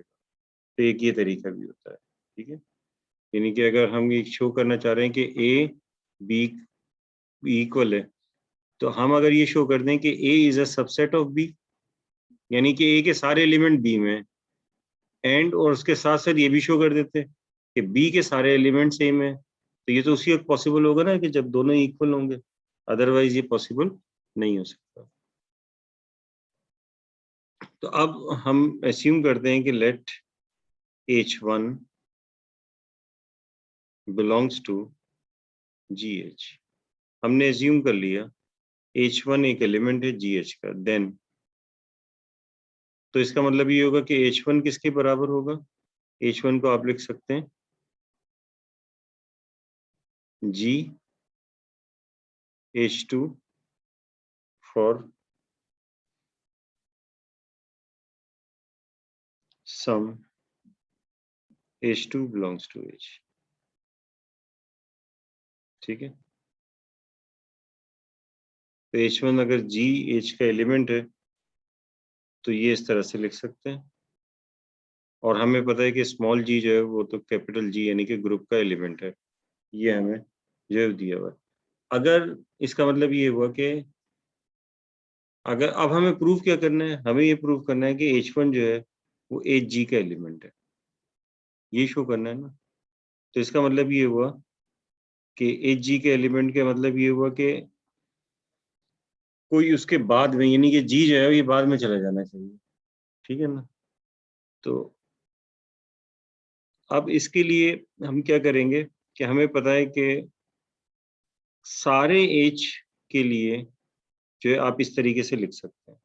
ठीक है ना, then for H2 belongs to H we have G inverse H2G belongs to H। तो इसका मतलब है कि ये H में होगा। जी समझ में नहीं आ रहा? अच्छा, देखिए ये कह रहे हैं कि इन दोनों सेट्स को इक्वल शो करना है, तो इन दोनों को अगर इक्वल शो करना है तो हम ये शो करें इसमें, ये इसका सबसेट है। सबसेट कैसे शो करते हैं? अगर हमें शो करना है कि ए बी का सबसेट है तो ए से एक एलिमेंट लीजिए, यानी ए के सारे एलिमेंट शो कर दीजिए कि बी में भी है, तो इसका मतलब ए से जो भी एलिमेंट लेंगे वो बी में हमें मिल जाएगा, तो प्रूव हो जाएगा कि ए बी का सबसेट है। यही करने जा रहे हैं। ठीक, हमने इस GH से एक एलिमेंट ले लिया H1, अब ये शो करने के लिए जा रहे हैं कि जो H1 है वो HG में आ जाएगा, यानी कि H1 को अभी हमने लिखा था कैसे, GH2 के इक्वल, तो H1 जो है वो अब बराबर हो जाएगा कोई सम एलिमेंट H3G के फॉर एग्जाम्पल, समझ में आ रही है बात? तो ये इस तरीके से जो है ये काम हमें करना है सर, ठीक है। अगर ये हमने कर दिया शो, तो इसका मतलब ये होगा कि H1 किस में आ जाएगा, H1 आ जाएगा HG में। तो इससे ये हो जाएगा कि GH HG का सबसेट हो जाएगा। तो जब ये इसका सबसेट हो जाएगा तो आधा काम हो गया। फिर इसमें से एक एलिमेंट लेंगे और वो शो कर देंगे कि वो इसमें है, तो फिर ये HG इसका सबसेट हो जाएगा। तो जब दोनों एक दूसरे के सबसेट हो जाएंगे तो ये प्रूव हो जाएगा कि दोनों सेट जो हैं वो इक्वल। आप समझ में आ रही है बात, जो हमें प्रोसीजर फॉलो करना है। तो इसके लिए हमने H1 लिया था इसमें से, तो H1 क्योंकि G में से लिया था, GH में से लिया था, तो हमें पता है कि इसका हर एलिमेंट जो है वो GH की फॉर्म में G होगा और H का कोई एलिमेंट होगा। तो हमने कह दिया कि H का एलिमेंट H2 है जो कि G से मल्टीप्लाई होकर H1 आ रहा है, क्योंकि जाहिर है ये तो कोसेट है कोई, और सम H2 बिलोंग्स टू H। अब क्योंकि H2 हमें पता चल गया कि H का एलिमेंट है, जबकि H1 जो है वो H का एलिमेंट नहीं है। अगर ऐसा करते हैं कि अगर आपको ये H इसमें थोड़ा सा कंफ्यूजन हो रही है, तो इसको H1 की जगह इनकी मैं इंडाइस डिफरेंट कर लेता हूँ ना, तो यहाँ 1 कर देता हूँ। इससे ये होगा कि कंफ्यूजन शायद थोड़ी कम हो जाए। इसको A कह देते हैं और ये A आ गया और ये H1 कर देते हैं for some H1, then for H1 और ये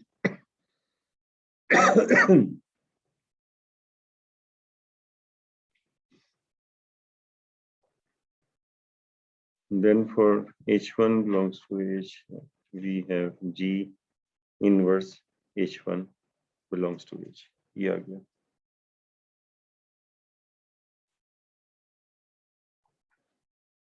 ठीक है। अब क्या हमें करना चाहिए कि ये दिखाना ये है कि HG के अंदर एलिमेंट है, तो HG के एलिमेंट्स कैसे होंगे, HG के फॉर्म के जो है सारे एलिमेंट्स होंगे, ठीक है। तो इसका मतलब ये हुआ कि अगर इसे G से राइट यानी कि HG में बताना है तो राइट साइड से आप इसे, और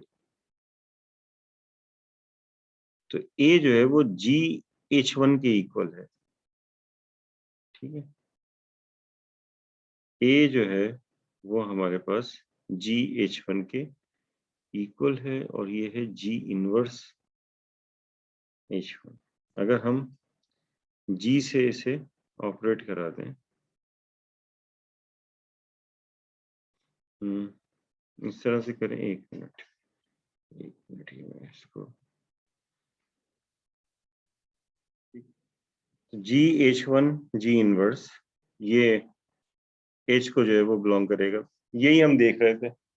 अब अगर ये H को बिलोंग करता है, ठीक है, तो अब हम जो है क्या करने के लिए जा रहे हैं, अगर ये बिलोंग करेगा इसको, तो इसके लिए हम यहाँ पे लिख सकते हैं कि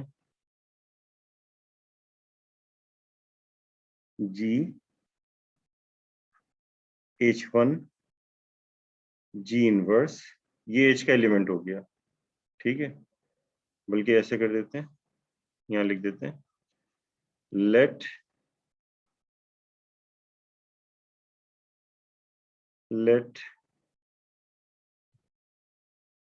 H is equal to GH1 times G inverse, ठीक है। देन अभी क्योंकि H का एलिमेंट है तो हमने इसको इस तरह से लिख दिया। अब मैं इसके बाद यहाँ लिखता हूँ देन, तो फिर अब H times G is equal to G H1 G inverse times G, ये आ गया। और ये किस में होगा, ये जाहिर है कि GH में हो जाएगा, ठीक है। अब यहाँ पे क्या होगा, ये हो जाएगा G H1 G इनवर्स जी, ठीक है, एसोसिएटिव प्रॉपर्टी है, हम लगा सकते हैं। तो ये हो जाएगा GH1E और ये हो जाएगा GH1HG। तो हमें ये फिर ये प्रूव ही करने की जरूरत नहीं, अलग अलग करके ये तो डायरेक्टली जो है ये प्रूव हो गया, ये दोनों इक्वल हैं, लेफ्ट कोसेट और राइट कोसेट जो है वो इक्वल है। यानी कि इसका मतलब ये हुआ कि HG is equal to GH। तो ये दोनों जो है वो इक्वल होंगे।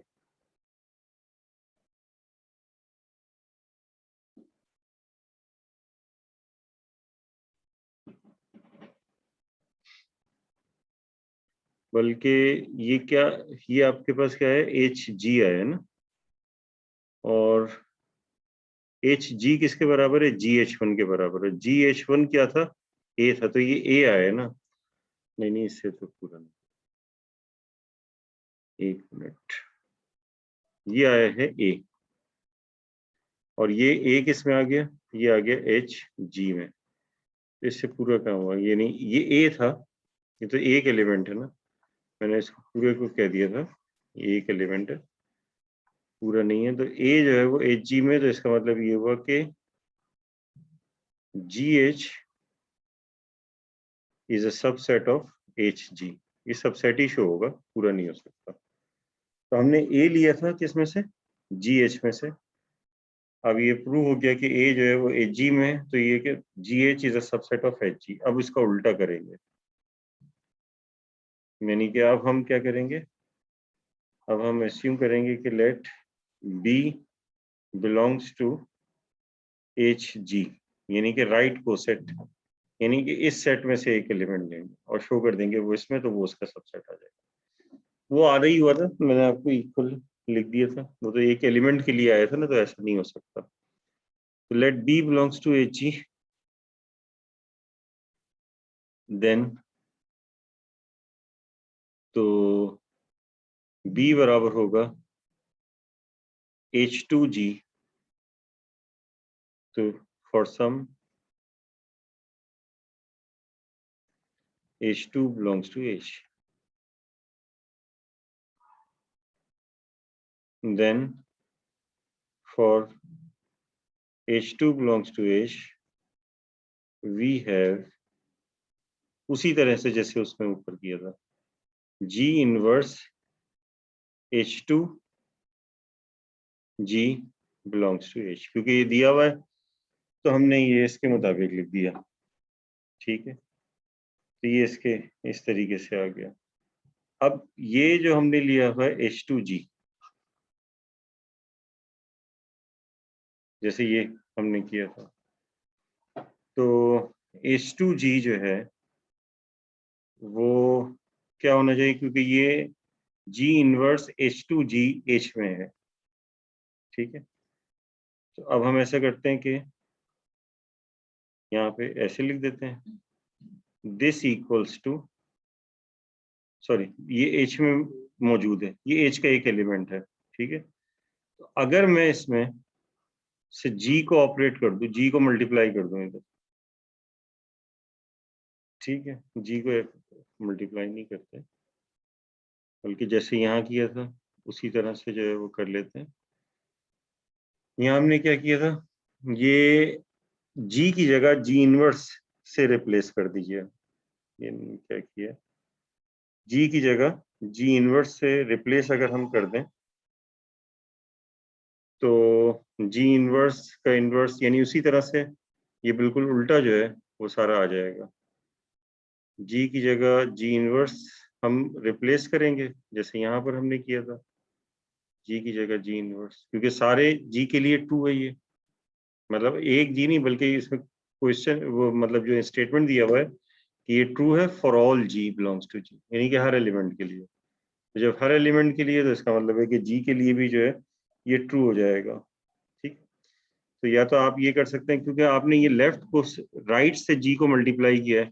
अच्छा एक यहाँ आसानी ये है कि उधर वाले में ये था कि राइट से G से मल्टीप्लाई करते उसे, तो तो जी स्क्वायर हो जाता है, मुश्किल हो जाती है। यहाँ एक तो ये काम कर सकते हैं, या तो जी इनवर्स रिप्लेस कर दें तो बिल्कुल उलट हो जाएगा, और एक काम ये कर सकते हैं कि लेफ्ट साइड से जी से मल्टीप्लाई कर दें, तो भी आपके पास जो है वो कोसेट जो है वो इस तरह से, यानी कि ये एच का एलिमेंट है तो आप एज्यूम कर लें कि let h is equal to this, तो दिस इम्प्लाइज आप क्या करें, जी से इसे ऑपरेट कर दें, तो ये दोनों तरफ लेफ्ट साइड से, तो ये हो जाएगा G multiply by G inverse H to G. तो जाहिर है कि ये किस में आना चाहिए, ये एच जी एच में आना चाहिए। तो ये होगा कि आप ये देखते हैं बी के बराबर है या नहीं है, असल में ये देखना है। तो ये जाएगा G G inverse into H to G, तो ये हो जाएगा जी जी इनवर्स, तो ये हो जाएगा एच टू जी, तो एच टू जी क्या चीज थी, बी, तो बी बराबर हो गया जी एच के, तो जाहिर है कि ये किस में, जी एच में है। तो इसका मतलब ये हुआ कि जी H G is a subset of GH. Thus, HG is equal to GH. आगे चल के आप ये पढ़ेंगे कि ये जो है असल में जो क्या कहते हैं नॉर्मल सब ग्रुप होता है, वो इस किस्म का है जिसमें लेफ्ट कोसेट्स और राइट कोसेट्स बराबर होते हैं, और ये भी एक नॉर्मल सब ग्रुप की कंडीशंस हैं जिससे से आगे पढ़ते जाएंगे। लेकिन बहरहाल अभी हम उसका तस्करा नहीं कर रहे नॉर्मल सब ग्रुप्स का, इस सेक्शन में भी नहीं है, नेक्स्ट सेक्शन में भी जो है वो नहीं है नॉर्मल सब ग्रुप, लेकिन ये आगे चलकर ये नॉर्मल सब ग्रुप बनेगा, ये मैं आपको बता रहा हूं। ठीक है, तो इस तरह से जो है इस चीज को हम प्रूव करते हैं। दूसरी चीज अच्छा ये तो ये हम देख लिए।